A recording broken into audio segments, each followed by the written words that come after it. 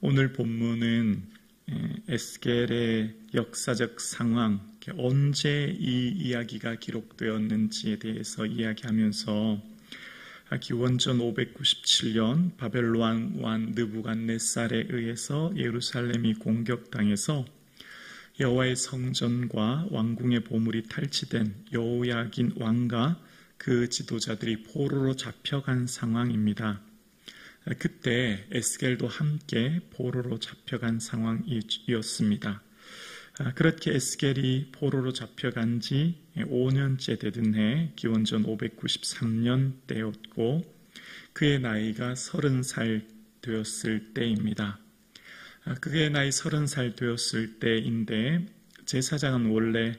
에스겔은 원래 제사장나 에스겔이라고 하지 않습니까?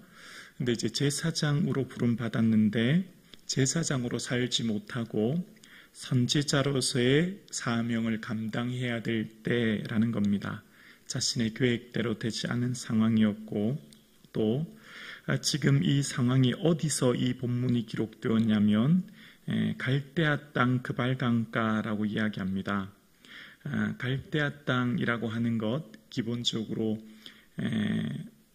역대하 36장에도 보면 하나님이 갈대아 왕의 손에 그들을 다 넘기심에라고 하면서 다 바벨론으로 가져가게 하시고라는 표현이 나와요. 그래서 갈대아라는 표현과 바벨론이라는 말은 동일한 같은 의미로 사용됩니다. 그러니까 갈대아라는 말은 다른 말로 바벨론이라는 겁니다. 그래서 예레미야도 보면 바벨론으로부터 부르짖는 소리가 들리는도다 갈대아 사람의 땅에 큰 파멸의 소리가 들린다라고 하면서 갈대아라는 말은 즉 바벨론 땅이라는 것이었고요. 3절의 갈대아 그러니까 바벨론 땅 그발강가라는데요. 그발이라고 하는 케베르라고 하는 것은 유프라테스 강 한 지류를 말하는 것이고 아마 이 바벨론 포로로 끌려갔던 이들이 그발강가에 인공수로의 공사에 동원되어서 노역을 해야 됐던 상황으로 추측됩니다. 자, 그러니까 지금 상황을 보면 어떤 상황입니까? 우리 민족이 일제강점기 시대에 나라를 잃고 상해나 북한도나 중앙아시아에 흩어져 살아야만 했던 상황과 거의 흡사한 상황이라고 생각하시면 되죠. 재산을 잃어버렸고 땅을 잃어버렸고 국가를 잃어버렸고 마을이라고 하는 공동체를 상실한 채 살아야 되는 이 우리 민족의 일제강점기 때 상황과 거의 흡사한 것이죠. 그러니까 지금 이 에스겔이 강대국 바벨론에 의해 나라가 멸망했습니다. 국가를 잃어버린 상황으로 먼 땅, 이방 나라의 포로로 끌려와야 되는 상황입니다. 이런 상황 가운데 자신은 원래 제사장이었지요. 제사장나 에스겔이라고 하는데 제사장으로 더 이상 살지도 못합니다. 계획대로 되지 않습니다. 이제 하나님께서 부르신 선지자의 삶을 살아야 됩니다. 욥이 개인의 고난을 이야기한다면 에스겔과 같은 선지자는 국가적 고난을 이야기하는 겁니다. 생각해 보십시오. 나라가 잃어버린 상황이니 개인이 어떻게 평안할 수 있겠습니까? 국가를 잃어버렸기에 개인, 가정, 공동체가 다 파괴되고 무너진 상황입니다. 자, 오늘 본문의 상황을 묵상하면 굉장히 힘들고 어렵습니다. 이제 에스겔을 묵상하게 되는 이 본문 전체가 굉장히 어려운, 마음이 무거운 상황이 전개되는 것이죠. 첫 번째는 계획대로 되지 않은 인생. 제사장으로 부름받아 30세가 되어 하나님의 성전에서 사역해야 될 그의 삶은 성전마저 파괴된 채, 무너진 채 국가를 잃어버리고 먼 땅에 가서 노역을 해야 되는 상황을 살아가는 삶. 어쩌면 오늘 우리의 삶과 거의 같다 생각합니다. 2025년 7월 현재 저와 여러분의 삶이 어떻습니까? 내 계획대로 되지 않은 현실을 맞이하고 있지는 않습니까? 내가 세운 계획, 내가 세운 뜻, 내가 세운 목표대로 이루어지지 않은 제사장으로 부름받았지만 선지자로 살 수밖에 없는 에스겔의 상황처럼 오늘 우리는 우리 계획대로 되지 않은 삶의 자리에 놓여져 있습니다. 그뿐만 아닙니다. 내가 상실의 아픔을 겪고 있지는 않습니까?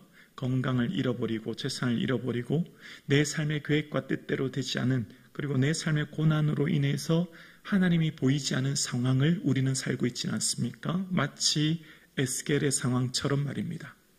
오늘 예배하는 저와 여러분의 삶에 하나님 도대체 뭘 하고 계십니까? 하나님은 어디에 계십니까? 하나님, 내가 이처럼 오래 간구하고 기도했는데 하나님 왜 기도에 응답하지 않으십니까? 하나님, 내가 주를 위해 믿음으로 살고 예배하고 봉사하고 물질을 드리고 삶을 드리고 내 모든 것 다 드렸는데 왜 자녀의 문제는 여전히 해결되지 않은 채 있는 것입니까? 내가 주를 위해 이처럼 애쓰고 노력했는데 내 삶의 질병은 왜 찾아온 것입니까? 라고 한 어려운 말입니다. 우리는 말씀대로 믿음대로 사는데 하나님이 이해되지 않을 때가 너무 많아요. 하나님의 계획과 그 뜻, 하나님이 정말 뭘 하고 계신가라고 하는 의문이 들고 하나님의 모습이 보이지 않을 때가 많아요. 한평생 믿음으로 살았다면, 한평생 주를 위해 살았다면 노년에는 건강해야 되지 않겠습니까? 노년에는 평안해야 되지 않겠습니까? 그런데 한평생 주를 위해 살았는데 노년에 암이 걸리고 노년에 질병이 찾아오고 어려움이 찾아와요. 이걸 어떻게 해석해야 되죠? 해석이 되지 않습니다. 이해가 되지 않아요. 하나님 말씀이 도대체 이해되지 않는 현실을 우리는 맞이하고 있습니다. 마치 에스겔과 같은 상황 말입니다. 에스겔이 이해가 됐겠습니까? 30세가 되어서 나라가 잃어버린 채 먼 이방 땅에 살아야 됐고 절망이 가득한 땅, 두려움이 가득한 땅, 미래가 보이지 않습니다. 어떻게 될지 모릅니다. 앞으로 어떻게 살아야 될지 미래가 두려울 뿐인 에스겔이 지금 살아가고 있어요. 미래가 보이지 않고 절망 뿌린 현실을 우리 모두는 맞이하고 있지는 않습니까? 마치 에스겔과 같은 상황 말입니다. 우리는 하나님의 말씀이 하나님의 계획과 그 뜻이 이해되지 않고 하나님의 계획하신 일들을 볼 수 없어서 마음이 참 무겁고 힘들죠. 자, 그런 상황입니다. 아무것도 없어요. 재산도 없고 땅도 없고 국가도 이웃도 더 이상 나의 삶을 지켜줄 안전장치는 아무것도 없습니다. 나그네로서 이방 땅에서 이리저리 다녀야 되는 포로의 삶을 살아야 되는 에스겔에게, 그러나 한 가지 에스겔에게 우리에게 보여주는 희망의 말씀이 등장하는데요. 우리 3절 다시 한번 볼게요. 3절입니다. 갈대아 땅 그발 강가에서 무엇이요? 여호와의 말씀이 부시의 아들 제사장 에스겔에게 특별히 임하고 여호와의 권능이 내 위에 있으니라. 아멘. 아무것도 없습니다. 재산도 국가도 공동체도 내 삶을 보호해 줄 만한 것이 아무것도 없습니다. 그런데 딱 한 가지가 에스겔에게 있습니다. 바로 여호와의 말씀이 에스겔에게 임합니다. 여호와의 말씀이 에스겔에게 권능으로 임합니다. 아무것도 없는 에스겔에게 하나님의 말씀이 특별히 임했던 겁니다. 그리고 이후에 에스겔의 하나님의 환상을 보여주십니다. 오늘 예배하는 저와 여러분, 우리는 지금 아무것도 없어요. 아무리 둘러보아도 있는 것이 아무것도 없어요. 그런데 다시 한번 내 삶을 돌아보면 우리에게 말씀이 있습니다. 우리에게 말씀이 내게 주어졌어요. 그리고 이 말씀을 통해서 우리에게는 언약의 하나님, 약속의 하나님을 경험하게 되고, 자, 에스겔 전체의 마지막을 살펴볼게요. 에스겔에게 환상과 있어질 일들이 참 쉽게 이해되지 않지만 아주 쉽고 간결하게 에스겔 마지막 48장 35절, 그러니까 에스겔 마지막 9절을 한번 볼게요. 에스겔 마지막 9절을 이렇게 끝납니다. 그 사방의 합계는 18,000척이라.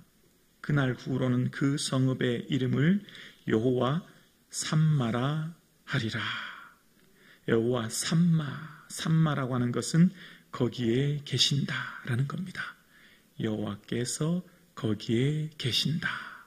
마지막을 이렇게 에스겔서는 끝납니다. 하나님이 거기에 계신다. 하나님이 에스겔에게 발디디고 있는 그 땅 바벨론에 계신다. 하나님이 그들과 지금 함께하고 계신다. 오늘 예배하는 저와 여러분, 하나님이 지금 우리와 함께하고 계십니다. 왜 이 고난이 왔는지 지금 이해할 수 없고, 왜 아픔이 왔는지 다 깨달을 수 없고, 지금 도저히 납득되지 않은 상황 가운데 있지만, 그러나 분명한 한 가지는 여호와께서 우리와 함께하고 계십니다. 우리에게는 말씀이 주어졌고, 말씀으로 우리와 함께 하시는 하나님께서 우리에게 여호와 샴마의 하나님이라 말씀하고 계십니다. 그 하나님을 오늘 우리는 붙듭니다. 그 하나님을 우리는 오늘도 의지합니다.